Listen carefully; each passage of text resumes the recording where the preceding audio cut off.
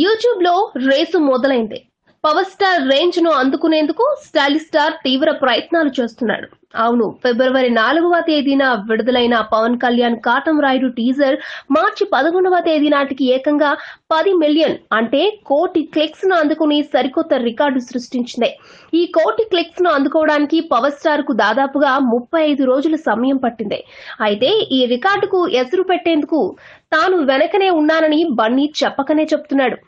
Allu Arjun Duvvada Jagannatham teaser ను YouTube లో ఫిబ్రవరి 23వ తేదీ అప్లోడ్ చేయగా ఇప్పటి వరకు 9 మిలియన్ అంటే 90 లక్షలకు పైగా క్లిక్స్ ను అందుకుని రేసులో తానేమీ వెనకలేనంటూ హింటిస్తున్నాడు.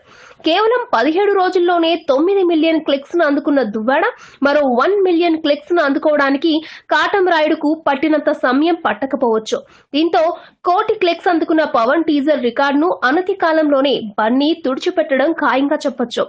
ఇక లైక్స్ విషయంలో కాటం రాయుడుకు 2.52 లక్షలు రాగా దువ్వాడ జగన్నాథంకు 1.67 లక్షలు అందుకుంది.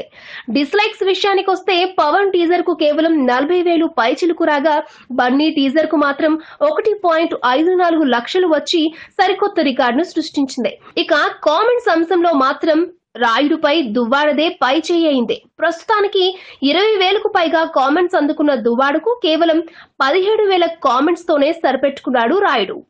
ఈ వీడియోపై మీ విలువైన కామెంట్స్ ని మాతో షేర్ చేసుకోండి. అండ్ ఇంకో విషయం, సబ్స్క్రైబ్ చేయడం మర్చిపోకండి.